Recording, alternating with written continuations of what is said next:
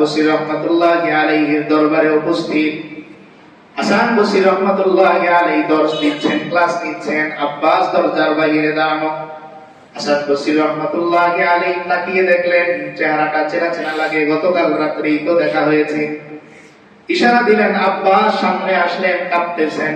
হাসান বসরি জিজ্ঞেস করেন, ও আব্বাস, খবর কি? গতকালকেই তো তোমার সাথে দেখা হলো, তুমি নিজে বুক ফুলিয়ে পরিচয় দিলে এই এলাকার বিখ্যাত চোর তুমি আব্বাস, আজকে আমার দরবারে কেন আসলা? আব্বাস বলতেছে, ও আল্লাহর ওলি, আপনি যে আমাকে বললেন আমার নামটা বড় চমৎকার, এই খেয়াল করতে করতে সারা রাত আমার চলে গেছে, আমার চোখের মধ্যে একটু ঘুম নাই। এজন্য চিন্তা করলাম, যেহেতু আমার নামটা বড় চমৎকার, এই নাম যেহেতু আমার বাবা মা আমাকে দিয়েছেন, এই নাম নিয়ে আমি আর চুরি করব না, আপনার কাছে তওবা করার জন্য চলে আসলাম। হাসান বসরি রাহমাতুল্লাহি আলাইহি হাতের মধ্যে ধরে তাকে বায়াত করে দিলেন, তওবা করিয়ে দিলেন। এবার আব্বাস দরবার থেকে চলে যায়। কিছুদিন পর আবার রিপোর্ট আসে, আপনার আব্বাস এখনো পর্যন্ত ভালো হয় নাই, আবারও চুরি করে। আছে না আমাদের সমাজে এমন মানুষ, খাটি দিলে তওবা করি, আর নামাজ ছাড়বো না, কিন্তু ফজরের সময় চলে যায়, আগামীকাল থেকে শুরু করবো, চলে যায়। জুমার সময় আলোচনা শুনে এমন জজবা আসে যে আর তাহাজ্জুদের নামাজ ছাড়বোই না। পরে দেখা যায় তাহাজ্জুদের ফিকির করতে করতে 4:30টায় ঘুমিয়ে সকাল 9:30টায় উঠছে। এবার হাসান বসরি রহমাতুল্লাহ আলাইহির কাছে আবার অভিযোগ গেল যে আপনার আব্বাস এখন কি হয় না, ভালো হয় না, সে কি করে? চুরি। এবার হাসান বসরি রহমাতুল্লাহ আলাইহি আবার খবর দিলেন আব্বাসের কাছে। আব্বাস স্মরণে আসে না, দ্বিতীয়বার খবর পাঠানোর পরে আবার আব্বাস আসছে। হাসান বসরি রহমাতুল্লাহ আলাইহি জিজ্ঞেস করতেছেন, আব্বাস, তুমি না আমার কাছে তওবা করলা, আর জীবনে চুরি করবা না, অথচ প্রতিদিন তোমার নামে অভিযোগ আসে তুমি এখনো পর্যন্ত চুরি করো। আব্বাস বলতেছে, ও আল্লাহর ওলি, লম্বা দিনের অভ্যাস আমার, চাই চুরি করব না, কিন্তু রাত হলে আমি আর ঠিক থাকতে পারি না, চুরি করে ফেলি। আবার হাত দিয়ে তওবা করলেন। এভাবে কয়েকবার অভিযোগ আসে, কয়েকবার তওবা করে আব্বাস চলে যায়, কিন্তু আব্বাস পরিবর্তন হয় না। এবার হাসান বসরি রাহমাতুল্লাহি আলাইহি রাগ হয়ে বললেন, ও আব্বাস, সাবধান, সামনে আরেকবার যদি তোমার নামে চুরির অভিযোগ শুনি, তুমি আর আমার দরবারে কোনোদিন আসবা না। কিছুদিন পর আবার অভিযোগ গেল, ও আল্লাহর ওলি হাসান বসরি, আপনার আব্বাস এখনো পর্যন্ত ভালো হয় নাই, এখনো সে বাড়িতে বাড়িতে চুরি করে। কিছুদিন পর আব্বাসের সাথে আর হাসান বসরির দেখা হয় না। শুনতে পেলেন আব্বাস খুব অসুস্থ, মরজে মউতের মধ্যে চলে গেছে। এবার আব্বাস রাতের বেলা শুয়ে শুয়ে চিন্তা করে, ও আল্লাহ, বারবার তওবা করলাম, তোমার আল্লাহর ওলির সাথে, তোমার ওলির সাথে বারবার হাত দিয়ে তওবা করলাম, কিন্তু আমি ভালো হই নাই। এখন যে অসুস্থতা, আমার মনে হচ্ছে আমি আর হায়াত পাবো না, আমি হয়তো বিদায় হয়ে যাব। তাই আব্বাস তার মাকে পাঠালো, যাও আমার উস্তাদ হাসান বসরির কাছে যাও, তাকে খবর দাও তিনি যেন আমার কাছে আসেন, মৃত্যুর আগে শেষবারের মতন খাটি দিলে তওবা আমি করিনি। এবার আব্বাসের মা হাসান বসরি রাহমাতুল্লাহি আলাইহির বাড়িতে রাতের বেলা উপস্থিত। সালাম দিলেন হাসান বসরি, জিজ্ঞেস করলেন কে? পরিচয় দিলেন, আমি আব্বাসের মা। কোন আব্বাস? যে আব্বাস বারবার তওবা করে আর বারবার চুরি করে, তার মা। এবার তার মা হাওমাও করে কান্না করে বলতেছে, ও হাসান বসরি, আপনার আব্বাস অসুস্থ, অনেক বেশি অসুস্থ, হয়তো ইন্তেকাল তার হয়ে যাবে, মৃত্যুর আগে শেষবারের মতন খাঁটি তওবা আপনার কাছে করতে চায়। হাসান বসরি একটা ধমক দিয়ে পাঠিয়ে দিলেন, বললেন, বারবার যে তওবা ভঙ্গ করে, আল্লাহর সাথে যে বেঈমানি করে, এমন শাগরেদ আমার দরকার নাই, আমি তার তওবা করানোর জন্য যেতে পারবো না। এবার আব্বাসের মা মন খারাপ করে ফিরে আসলেন। আব্বাস দেখতেছে তার মায়ের মুখটা মলিন। আব্বাস জিজ্ঞেস করতেছে, ও মা, আমার উস্তাদ হাসান বসরি আপনাকে কি ফিরিয়ে দিয়েছেন?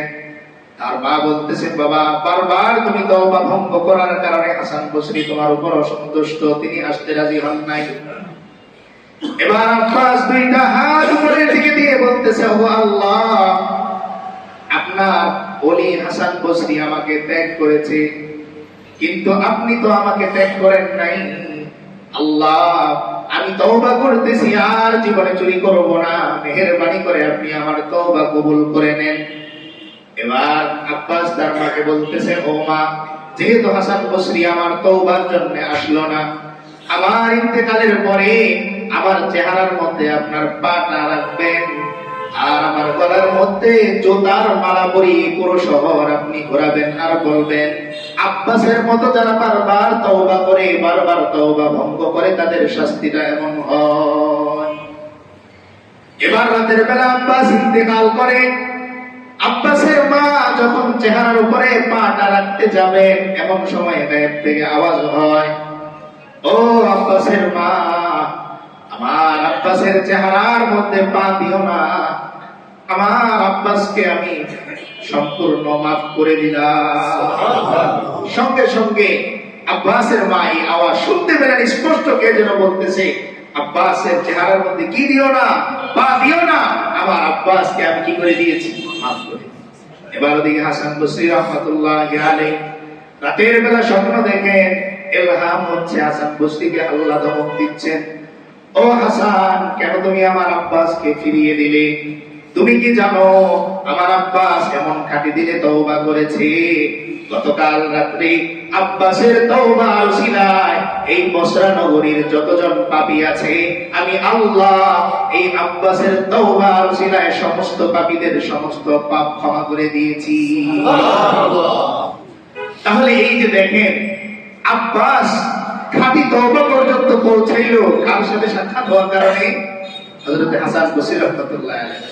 এজন্য আব্বাস বলতেন, সেই রাতের কথা, যেই রাত্রে হাসান বসরি আমাকে বলেছিল তোমার নামটা বড় সত্য। তো এই জন্য বড়দের সাথে, আল্লাহর ওলিদের সাথে যদি সম্পর্ক থাকে, তখন আশা করা যায় যে আল্লাহ তাআলার সন্তুষ্টি, আল্লাহ তাআলার রাজি খুশি আমাদের পাওয়াটা অনেকটা সহজ হয়ে যায়। এই হলো এক নাম্বার। দুই নাম্বার, হযরত খালিদ বিন ওয়ালিদ রাদিয়াল্লাহু তাআলা আনহু, নাম শুনেছি না আমরা? কি নাম? খালিদ বিন ওয়ালিদ রাদিয়াল্লাহু তাআলা, যার উপাধি ছিল সাইফুল্লাহ। উপাধি কি ছিল তার?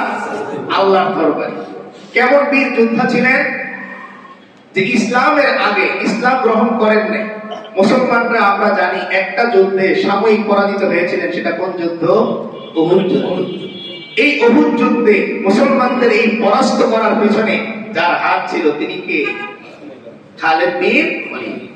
আর ইসলাম গ্রহণের পরে তার জীবনে, আগেও পরেও জীবনে কোনো যুদ্ধে তিনি কি করেন নাই, যার কারণে আল্লাহর হাবিব সাল্লাল্লাহু আলাইহি ওয়াসাল্লাম ওনাকে উপাধি দিয়ে দিলেন সাইফুল্লাহ। কার দরবারি?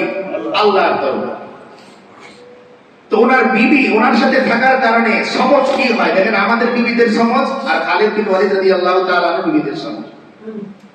তার যখন মরজে মওত চলে আসলো একদম অন্তিম মুহূর্তে, তো খালিদ বিন ওয়ালিদ রাদিয়াল্লাহু তাআলা আনহু তার বিবিকে বলতেছে, বিবি, তুমি আমার জামাটা একটু উঁচু করে দেখো তো, আমার শরীরের মধ্যে এমন কোন জায়গা কি আছে যেই জায়গায় তরবারির কোনো আঘাত নাই, একটু দেখো। খালিদ বিন ওয়ালিদ রাদিয়াল্লাহু তাআলা আনহুর স্ত্রী তার জামাটা উঠালেন, হাউমা উপরে কান্না করে দিলেন আর বললেন, ও আমার স্বামী, এতদিন পর্যন্ত আমি খেয়াল করি নাই, আজ খেয়াল করলাম আপনার শরীরের মধ্যে, দেহের মধ্যে এমন একটা জায়গাও বাকি নাই যে এখানে তরবারির আঘাত নাই। খালিদ বিন ওয়ালিদ রাদিয়াল্লাহু তাআলা আনহু কান্না করতেছেন। বিবি জিজ্ঞেস করতেছেন, কেন কান্না করেন? আঘাতের কারণে? তিনি বলেন, না, আমার বড় স্বপ্ন ছিল আল্লাহর রাস্তায় শহীদ হওয়া, কিন্তু এত এত যুদ্ধ, এত এত জিহাদের নেতৃত্ব আমি দিলাম, এত এত আঘাত আমি প্রাপ্ত হলাম, কিন্তু আমার আল্লাহ তার রাস্তায় যুদ্ধ করতে করতে শহীদি মৃত্যু আমার লেখলেন না, এজন্য আমি কান্না করতেছি। আফসোসটা কি ওনার, যে এত এত যুদ্ধ করলাম, এত এত যুদ্ধের নেতৃত্ব দিলাম, কিন্তু আমার মৃত্যুটা হচ্ছে কোথায়? ঘরের মধ্যে। ওনার বিবি কি উত্তর দিতেছেন দেখেন, কি বিবি? খালিদ বিন ওয়ালিদ রাদিয়াল্লাহু তাআলা আনহুর সাথে থাকার কারণে বিবির মস্তিষ্ক আল্লাহ কেমন উন্নত করে দিচ্ছেন। তিনি বলতেছেন, ও আমার স্বামী, আল্লাহর তরবারিকে ভেঙে দেওয়ার ক্ষমতা পৃথিবীর কার আছে বলেন? বুঝি নেই মনে হয় আপনার। ওনার বিবি কি বলতেছেন, যে আপনি যে যুদ্ধে শহীদ হবেন, তো শহীদ হওয়ার জন্য আপনাকে তো কেউ ধূলিসাৎ করে ফেলে দিতে হবে ঘোড়া থেকে। বলেন দুনিয়াতে এমন কোন বীর আছে যে আল্লাহর তরবারিকে ঘোড়া থেকে ফেলে দিতে পারে? এই ক্ষমতা যেহেতু কারো নাই, এই জন্য আল্লাহ আপনার মৃত্যু যুদ্ধের ময়দানে কবুল করেন নাই। সুবহানাল্লাহ। উনি কার তরবারি? আল্লাহর তরবারি। তাই বিবি বলতেছে যে আল্লাহর তরবারিকে কে ভেঙে দিবে? কার এমন ক্ষমতা আছে, কার দুঃসাহস আছে? এই জন্য আল্লাহ কি করেন নাই? যুদ্ধের ময়দানে আপনার ইন্তেকাল কবুল করেন নাই। তবে হ্যাঁ, আপনি যেহেতু যুদ্ধের আঘাত পেয়ে অসুস্থ অবস্থায় ঘরে আছেন, আর এই অবস্থায় ইন্তেকাল করলেও আপনি শাহাদাতের মর্যাদা আল্লাহর কাছে পেয়ে যাবেন। সুবহানাল্লাহ। সঙ্গ না, সৎসঙ্গে স্বর্গবাস বলে। যদি এটার সাথে ইসলামের মৌলিক কোন আকীদার কিছু না, কারণ স্বর্গ আমরা বিশ্বাস করি না, আমরা বিশ্বাস করি জান্নাত আর কি জাহান্নাম। তবে হ্যাঁ, এটা ঠিক যে ভালো মানুষের সাথে থাকলে শেষটা ভালো হওয়ার আশা করা যায়, আর মন্দ মানুষের সাথে চললে ভয় থাকে যে আমার শেষটা না জানি কি হয়ে যায়, মন্দ হয়ে যায়। এজন্য সকলের কাছে উদারত আহ্বান যে আমাদের পরস্পর সম্পর্ক ভালোবাসা যেন একজন নামাজি ব্যক্তির সাথে হয়, একজন দিনদার ব্যক্তির সাথে হয়, যার সামনে গেলে অন্তরের মধ্যে আল্লাহ আল্লাহ এই শব্দের প্রেম জাগে, এমন মানুষের সাথে যেন আমাদের সম্পর্ক হয়। আজকাল আমরা সম্পর্ক করি এমন মানুষের সাথে যারা দিয়ে শুধু আমার উপকার হবে, এরকম টার্গেট করে করে সে যেই দলেরই হোক, যেই ধর্মের হোক, তার সাথে কি করি আমরা? সম্পর্ক করি। আমার একটা বিশেষ সম্পর্ক থাকুক, যেই সম্পর্কটা শুধুমাত্র আল্লাহর জন্যই হবে। আরেকটা ছোট্ট আমলের কথা বলে আলোচনা শেষ করে দিব। আমরা সকলেই একটা ছোট্ট দরুদ, আল্লাহুম্মা সাল্লি আলা সাইয়্যিদিনা মুহাম্মদ, বলেন তো সবাই তোমার সাথে, আল্লাহুম্মা সাল্লি আলা সাইয়্যিদিনা মুহাম্মদ। এই দরুদটা আমরা দৈনিক 10 বার পড়ব। কতবার? সবাই পড়ব তো? কে কে পড়বে একটু হাত তুলে দেখান তো, আল্লাহ কবুল করেন। হাত নামান। এবার ফজিলতটা বলি শুধু। করা ও আল্লাহ, রজব এবং শাবান এই দুইটা মাস আমাদেরকে আপনি বরকত দিয়ে পরিপূর্ণ করে দেন, বলেন আমিন। আর বিশেষভাবে আপনার কাছে মেহেরবানি, অনুরোধ যে আপনি আমাদেরকে রমজান পর্যন্ত পৌঁছে দেন, আমিন বলে আমিন। আমাদের জীবনে রমজানের কত দাম ইনশাআল্লাহ সামনে আলোচনা করব, যেহেতু সামনে আরো সময় আছে। ছোট্ট করে শুধু বলতেছি যে কত দাম রমজান মাসে। যে একটা ফরজ যদি কেউ আদায় করে তো আল্লাহ তাআলা তার আমল নামায় 70টা ফরজ আদায় করার সওয়াব। সুবহানাল্লাহ। তার মানে আপনি ফজরের নামাজটা জামাতের সাথে, কিংবা জামাত ছুটে গেল, আপনি একাকী আদায় করলেন, এই একটা ফজরের নামাজ আদায় করার কারণে 70 দিন আপনি হায়াত পেলে যেই সওয়াব পেতেন জামাতে নামাজ পড়লে, একটা ফজরের নামাজ জামাতে পড়ার কারণে আপনার আমল নামায় এই সমপরিমাণ সওয়াব আল্লাহ তাআলা দেন। সুবহানাল্লাহ। তার মানে অগ্রিম আপনি যদি প্রথম রমজানের দিনে ইন্তেকাল করেন আর ফজরের নামাজটা পড়ে যান, সামনের 70 দিন আপনার নামে অগ্রিম ফজরের নামাজ বুকিং দেয়া আল্লাহ তাআলা। সুবহানাল্লাহ। এত দামি একটা মাস আসন্ন, খুব কাছাকাছি সময় চলে এসেছে।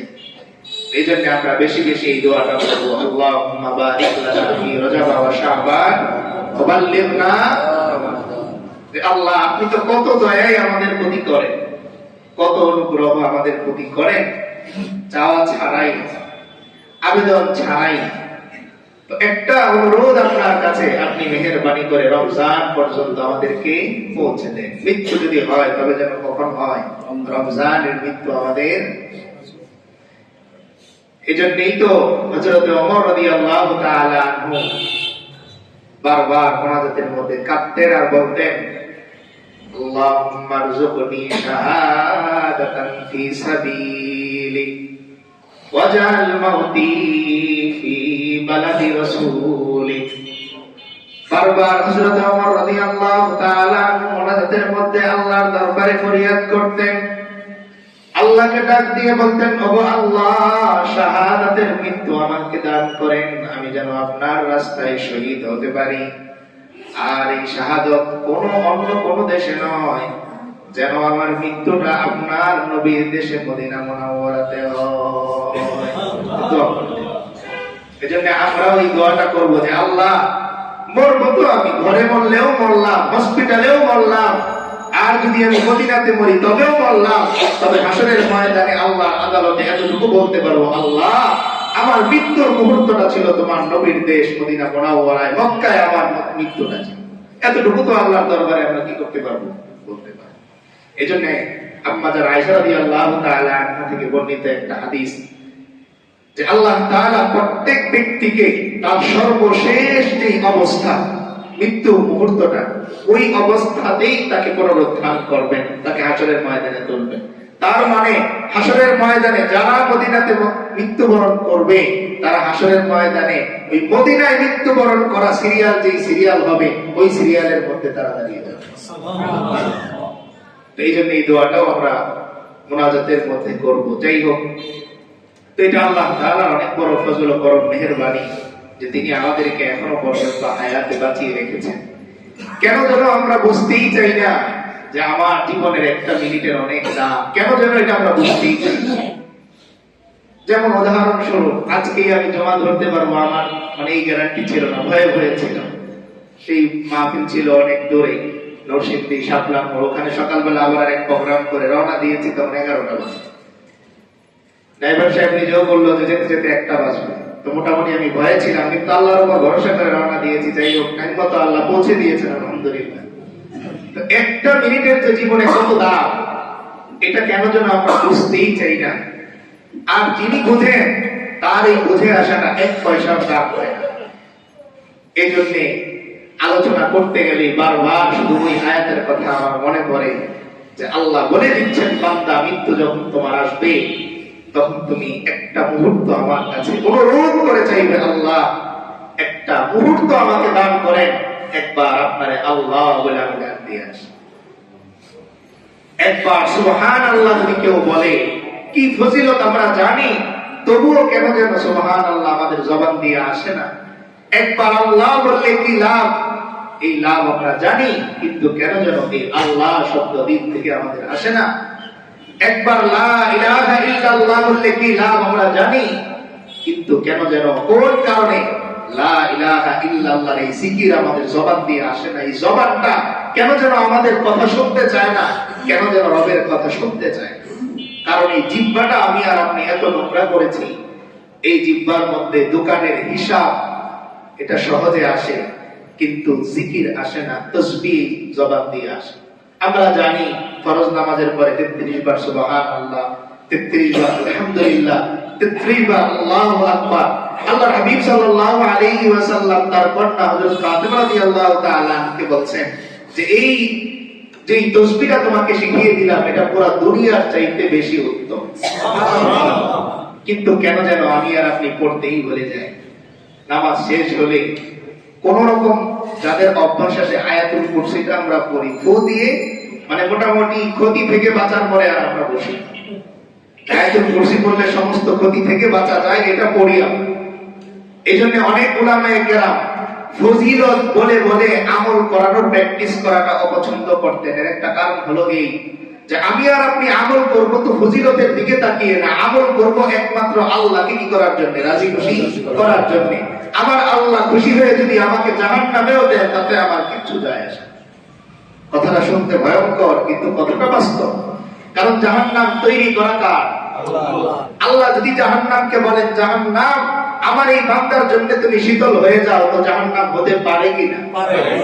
যেমন আল্লাহর নবী খলিলুল্লাহ হযরত ইব্রাহিম আলাইহিস সালামকে নমরুদ যখন অগ্নিকাণ্ডের মধ্যে ফেলে দিল, সবাই এসে বলতে লাগলো, খলিলুল্লাহ ইব্রাহিম, আপনি বলেন আপনার কি হেল্প আমরা করতে পারি। কিন্তু নবী ইব্রাহিম বললেন, আমি কারো কাছে হেল্প চাই না। আমার যে আল্লাহর মিশন নিয়ে আমি দুনিয়াতে আসলাম, যে নবুয়তের দায়িত্ব নিয়ে আমি দুনিয়াতে আগমন করেছি, প্রেরণ হয়েছি, আমার আল্লাহ যদি অগ্নিকাণ্ডের মধ্যে চালিয়ে রাজি খুশি থাকেন, আমি খলিলুল্লাহ হযরত ইব্রাহিম এই সিদ্ধান্তের উপর রাজি আছি। আল্লাহ যখন দেখলেন তার খলিল দুনিয়ার কোন মানুষের কাছে সাহায্য চান না, আল্লাহর দিকে তিনি তাকিয়ে আছেন, আল্লাহ সঙ্গে সঙ্গে বললেন কুলনা ইয়া নারু কুনি বারদান ওয়া সালামান আলা ইব্রাহিম। আল্লাহ বললেন ও আগুন, আমার খলিল ইব্রাহিম তোমার মধ্যে প্রবেশ করেছে, সাবধান আমার ইব্রাহিমের একটা পশম যেন না পড়ে। এই যে এয়ার কন্ডিশনের কথা আমরা শুনি, এই এয়ার কন্ডিশন বিজ্ঞানীরা গবেষণা করে বের করেছে এই আয়াত থেকে। আল্লাহ বলছেন কোনি বারদা, ঠান্ডা হও, ওয়া সালামান, বেশি ঠান্ডা হয় না যে এসি কমানো লাগে, এয়ার কন্ডিশন হয়ে যায়। বিজ্ঞানী এখান থেকে এয়ার কন্ডিশন আবিষ্কার করেছে। তো যেই আল্লাহ দুনিয়াতে হযরত ইব্রাহিম আলাইহিস সালামের জন্য আগুনের কাজ হচ্ছে তাপ দেয়া, পুড়ে ছাই করে দেয়া, সেই আগুনকে যদি শীতল করে দিতে পারে, তো আমার আল্লাহর এই ক্ষমতা আছে যে তিনি জাহান্নামকেও কি করতে পারেন, আমার আপনার জন্য আরামদায়ক করতে পারেন। বাকি সিস্টেম হচ্ছে যারা আল্লাহর প্রিয় হবে আল্লাহ তাআলা তাদেরকে জান্নাতে দিবেন। তবে আমার টার্গেট হবে জান্নাত নয়, আমার টার্গেট হবে জান্নাতের মালিককে কি করা, সন্তুষ্ট করা। যেমন যেই কর্মচারী নিজের পোস্ট এটার উন্নতির জন্য কাজ করে সে বেশি দিন টেকে না, কিন্তু যে তার বসের মনকে ঠিক রেখে কাজ করে তার প্রমোশন অটোমেটিক অজান্তেই হয়ে যায়। কারণ বস তার প্রতি রাজি, অটোমেটিক তার কি হয়ে যায়, রাতারাতি প্রমোশন হয়ে যায়। তো এই জন্য আমাদের আমলের টার্গেট থাকবে একমাত্র কাকে খুশি করা, আল্লাহকে খুশি করা। আমি কোরআন পড়ব, আমি দান করব, টার্গেট করে না যে এই দানটা করলাম আমার ছেলে অসুস্থ, সুস্থ হওয়ার জন্য। আমি দান করব আমার রবের জন্য।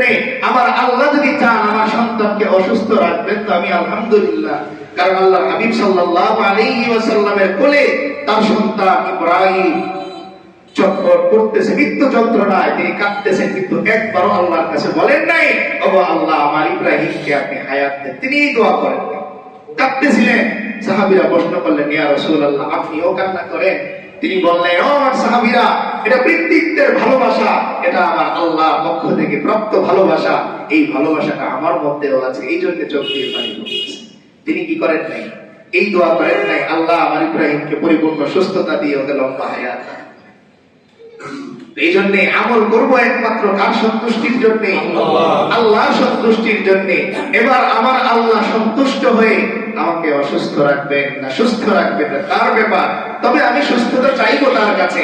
কিন্তু তিনি যদি অসুস্থই রাখেন তাহলে এতে আমি নারাজ হব না। হতে পারে আমার আল্লাহ এই বিনিময়ে হাসরের ময়দানে আমাকে অনেক বড় প্রতিদান আল্লাহ দান করবেন। এর চাইতে আর বড় পাওনা আমাদের কি আছে, যে আমাদের একজন আল্লাহ আছে। এর চাইতে বড় প্রাপ্তি পৃথিবীতে হতে পারে।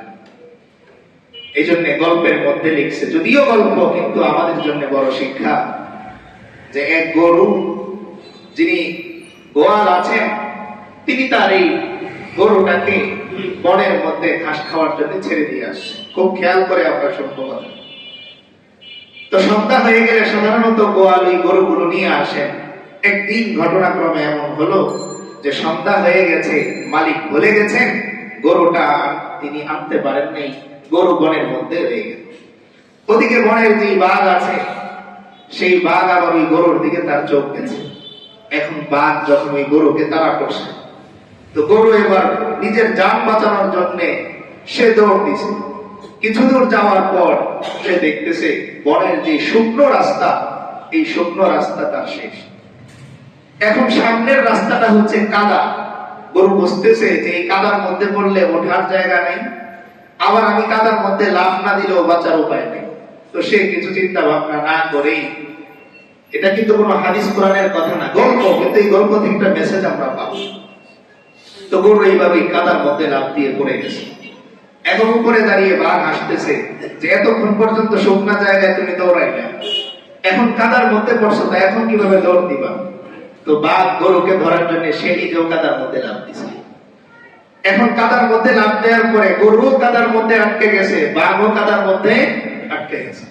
এখন গরু হাসতেছে, বাঘ এবার খুব রাগ হয়েছে। রাগ হয়ে জিজ্ঞেস করতেছে, বিপদে তো আমরা দুইজনই, হাসার কারণ কি তোমার? তো এবার গরু যে উত্তরটা দিয়েছে, এই উত্তরটা আমাদের জন্য শিক্ষা। গরু এবার বলতেছে, ও ভাগ ভাই, হাসতেছি এই কারণে বিপদে তুমিও পড়েছো, আমিও পড়েছি, কিন্তু তোমার কি জানা নাই আমার একজন মালিক আছে, যেই মালিক আমাকে বনের মধ্যে ঘাস খাওয়ার জন্য ছেড়ে দিয়ে গেছে। রাতের বেলা যখন আমার মালিক গোয়াল ঘর খালি দেখবে, আমার কথা তার মনে পড়বে, আমাকে খুঁজতে খুঁজতে সে বনে চলে আসবে। বনে যদি না পায়, বনের আশপাশ সে ঘুরে খুঁজতে থাকবে।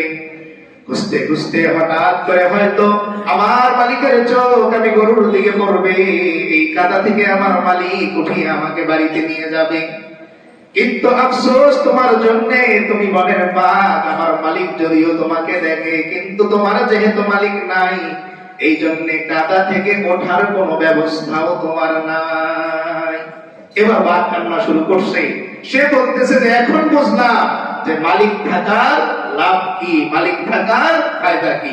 এক নাম্বার মেসেজ। দুই নাম্বার মেসেজ হলো যে গায়ে অনেক জোর থাকলেও মালিক ছাড়া কি করা যায় না, চলা যায় না। এই জন্যই ছেলে অনেক বুঝলেও বাবার সাথে পরামর্শ করতে হয়, কারণ বুঝতে বুঝতে এক সময় কাদার মধ্যে পড়তে হয়, তখন ওই হাত বাড়িয়ে তোলার মতন কি লাগে, একজন লোক লাগে। এই জন্য আমরা যে মালিক হিসাবে আল্লাহকে পেয়েছে, এর চাইতে বড় প্রাপ্তি আর কিচ্ছু হইতে পারে। এই জন্য কোরআনে কারিমে আল্লাহ একটা একটা করে আয়াতের মধ্যে বান্দাকে বুঝিয়েছেন যে বান্দা আমি তোমার কেমন রব জানো। আল্লাযী খালাকানি ফাহুয়া ইয়াহদিন ওয়াল্লাযী হুয়া ইউতঈমুনি ওয়া ইয়াসকিন ওয়া ইযা মারিদতু ফাহুয়া ইয়াশফিন। আল্লাহ বলেন, আল্লাহ ও বান্দা, আমি আল্লাহ তোমাকে সৃষ্টি করেছি, তোমাকে আমি পথ দেখাই। ক্ষুধা যখন তোমার লাগে, তোমার খাবারের ব্যবস্থা আমি করি। পিপাসা যখন তোমার হয়, পানির ব্যবস্থা আমি আল্লাহ করি। অসুস্থ যখন হয়ে যাও, তোমার সুস্থতার ব্যবস্থাও আমি আল্লাহ আসমান থেকে করি। তেমন একজন মালিক আমাদের আছে। এখন ওই মালিককে যদি আমি আর আপনি রাজি খুশি করাতে না পারি, তো এর চাইতে ব্যর্থতা, এর চাইতে বড় অসফলতা আর কিছু পৃথিবীতে হতে পারে। পৃথিবীর সমস্ত জিনিস তার মালিককে চিনে। আপনি একটা বিড়াল পালেন, সে যেখানেই চলে যাক, সন্ধ্যা হলে সে আর কারো বাড়িতে থাকে না, বেঁধেও তাকে রাখা যায় না। সে চিৎকার করা শুরু করে, সে তার মালিকের কাছে ছুটে যেতে চায়। আপনি একটা মোরগ পালেন গ্রামে, দেখবেন সারাদিন মোরগটা ছুটে বেড়াচ্ছে, সেই ফসল ক্ষেতের মধ্যে মুখ দিচ্ছে, অমুক বাড়িতে যাচ্ছে, অমুক বাড়ি থেকে দাঁড়িয়ে দিচ্ছে, অমুক বাড়িতে যাচ্ছে। কিন্তু রাত হওয়ার সঙ্গে সঙ্গে মোরগ তার মালিকের খুঁজে বের হয়ে যায়। আবার দেখবেন আপনার ওই ছোট্ট কুটির মধ্যে আপনার মোরগটাকে দেখা যায়। আপনি একটা ছাগল পালেন শখ করে, ছাগলের নামই তো ছাগল, আমরা এটাকে গালিও দিই, ছাগল বলে, কিন্তু এই ছাগলটাও তার মালিক ছাড়া অন্য কেউ যখন যায় তখন সে পেছনের দিকে যায়, আর মালিক যখন ডাক দেয় তখন মালিকের পেছনে পেছনে সে ছোটে, কারণ সে তার মালিককে চিনে। একমাত্র আল্লাহ যে আমাদের ব্যাপারে বলছেন, ইন্নাল ইনসানা লাযালুমুন কাফফার, বান্দা পৃথিবীর মধ্যে একমাত্র নিমক হারাম প্রাণী তুমি, যে তুমি খাও আমার, তুমি থাকো আমার জায়গায়, তুমি চলো আমার ক্ষমতায়, তুমি দেখো আমার ক্ষমতায়, কিন্তু বান্দা এরপরেও তুমি সন্ধ্যা হলে চায়ের স্টলে আর বিড়ির স্টলে গিয়ে বসো, তুমি মসজিদে। এই জন্য আল্লাহকে চেনা দরকার। এমন মালিক পাওয়ার পরেও যদি আমরা তাকে খুশি করতে না পারি, রাজি করতে না পারি, তাহলে আমাদের সামনের যে ধাপগুলো আছে, কবরের ধাপ, মিজানের ধাপ, পুলসিরাতের ধাপ, এই ধাপগুলো আমাদের জন্য বড় কঠিন হয়ে যায়। যাই হোক, যে আয়াত পড়েছি, এই আয়াতকে সামনে রেখে ছোট্ট করে কিছু কথা বলার চেষ্টা করব, যদি আল্লাহ তৌফিক দান করেন। আয়াতটা আমাদের প্রায় সকলেরই শোনা, কম বেশি জিকিরের মজলিসে বিশেষ করে এই আয়াতটা আমরা শুনি। আয়াতটা সবাই আমার সাথে পড়েন। ইয়া আইয়ুহাল্লাযীনা আমানুত্তাকুল্লাহ ওয়া কুনু মা'আস সাদিকিন। আয়াতের অর্থ, আল্লাহ বলেন, হে ঈমানদার বান্দা বান্দীরা, ইত্তাকুল্লাহ, তোমরা আল্লাহকে ভয় করো, আর ওয়া কুনু মা'আস সাদিকিন, সৎ ব্যক্তি যারা, সত্য বলে যারা, সত্য করে যারা, তাদের সাথে সঙ্গ গ্রহণ করো, তাদের সাথে থাকো, তাদের সাথে চলো। কি বোঝাতে চাইলেন আল্লাহ? প্রথমে বললেন আমাকে ভয় করো, দুই নম্বরে বললেন ভালো মানুষের সাথে চলো। এখান থেকে মুফাসসিরিনে কেরাম বলেন যে কেউ যদি আল্লাহর ভয়কে ধরে রাখতে চায়, তাহলে যারা আল্লাহকে ভয় করে তার সাথে তার একটা মহাব্বত ভালোবাসার সম্পর্ক রাখতে হবে। এজন্য দেখবেন একজন জাকিরিন আরেকজন জাকিরিনের খোঁজ নেয়, তাই না? একজন তাবলীগওয়ালা ভাই আরেকজনের কি নেয়, খোঁজ নেয়। কেন? যে আমার তাবলীগটা আমি ধরে রাখতে পারবো তখন যখন আমি আরেকটা তাবলীগওয়ালার সাথে সম্পর্ক রাখবো। আমি আমার জিকিরটা তখন ধরে রাখতে পারবো যখন আমি আরেকটা জাকিরিনের সাথে সম্পর্ক রাখবো। আমি আমার নামাজটা তখন ধরে রাখতে পারবো যখন আমার সম্পর্কটা আরেকটা নামাজির সাথে হবে। আমি আমার হালাল ইনকামটা তখন ধরে রাখতে পারবো যখন আরেকজন হালাল ইনকাম করেনেওয়ালা ব্যক্তির সাথে আমার ওঠা বসা থাকে। আর আমি হালাল খাই কিন্তু আমার চলাফেরা হচ্ছে সব যারা হারাম খায় তাদের সাথে। দেখবেন গল্প করতে বসবেন, জিজ্ঞেস করবে ভাই প্লট কয়টা, একটাও তো করতে পারি না, আমার তো আলহামদুলিল্লাহ উত্তরাতে 8টা, আমার তো আজম করে 6টা, আমার গুলশান 3টা। তখন আপনি ভেঙে পড়বেন। এই জন্যে আপনি যেই ক্যাটাগরি, ওই ক্যাটাগরির বন্ধু আপনি নির্বাচন করবেন। প্রয়োজনে এর চেয়ে ভালো, এর চেয়ে নিচের। আপনি নামাজি তো একটা নামাজি রিকশাওয়ালা হলেও তার সাথে সম্পর্ক রাখবেন। আশা করা যায় সে যে আপনার 500 বছর আগে জান্নাতে যাবে, এটা তো আমার কথা না, কার কথা? আল্লাহর হাবিব সাল্লাল্লাহু আলাইহি ওয়াসাল্লামের কথা। এক মজলিসে সাহাবীদেরকে উদ্দেশ্য করে আল্লাহ রাসূল সাল্লাল্লাহু আলাইহি ওয়াসাল্লাম বললেন, সুসংবাদ গরীবদের জন্য যে তারা ধনীদের 500 বছর আগে জান্নাতে চলে যাবে। সুবহানাল্লাহ। এখন এই রিকশাওয়ালা যদি 500 বছর আগে জান্নাতে যায় আর আপনার সাথে যদি তার সম্পর্ক থাকে, বা আপনি ধনী হয়েও তার সাথে কত বছর আগে চলে যাবে? 500 বছর আগে। কিন্তু আজকাল আমরা ক্যাটাগরি মিলাই। আমি কোন ক্যাটাগরির? আমি একজন ব্যাংকার মানুষ, আমি একজন রিকশাওয়ালার সাথে হাত মিলাবো, এটা প্রেস্টিজে লাগে। আমি একজন কোটিপতি মানুষ, আমি রাস্তায় দাঁড়িয়ে সবজি বিক্রি করে তার সাথে মুসাফা করবো, এটা আমার এর মধ্যে লাগে, গায়রতের মধ্যে লাগে। অথচ আল্লাহ হাবিব সাল্লাল্লাহু আলাইহি ওয়াসাল্লামের দরবার ছিল উন্মুক্ত। সেখানে কে নবী কে সাহাবী চেনাই যেত না। শেষে সাহাবীরা জোর করে একটা গদি বানিয়ে দিয়েছেন যে ইয়া রাসূলুল্লাহ, কত দূর দূরান্ত থেকে মানুষ আসে, আপনাকে চিনতে না পেরে তারা চলে যায়, যে এখানে তো আল্লাহর হাবিব নাই। কারণ তিনিও নিচে বসেন, সাহাবীরাও নিচে বসেন। বলেন না সুবহানাল্লাহ। এই মিম্বার বহু পরে এসেছে, মিম্বার ছিল না। আল্লাহর হাবিব সাল্লাল্লাহু আলাইহি ওয়াসাল্লাম বলতেন তোমরা আমার ভাই, এটা বলতেন না যে তোমরা আমার ছাত্র, কি বলতেন? তোমরা আমার ভাই। একসাথে নিচে বসতেন, একই প্লেটে খানা খেতেন। একদিক দিয়ে হযরত আবু বকর খান ওই খাবার, ওই এত খাবারটাই আবার টান দিয়ে জনাবে মুহাম্মদুর রাসূলুল্লাহ সাল্লাল্লাহু আলাইহি ওয়াসাল্লাম খাচ্ছেন। আর আজকাল ছেলের প্লেট আলাদা, বিবির প্লেট আলাদা, গ্লাস যদি ভুলেও আমি বিবি সাহেবটা নেই তো আবার রেখে দিই, সে দেখার আগে মহব্বত থাকবে কোথায়? কথা যদিও আমার বাহিরে চলে যাচ্ছে কিন্তু না বলেও পারতেছি।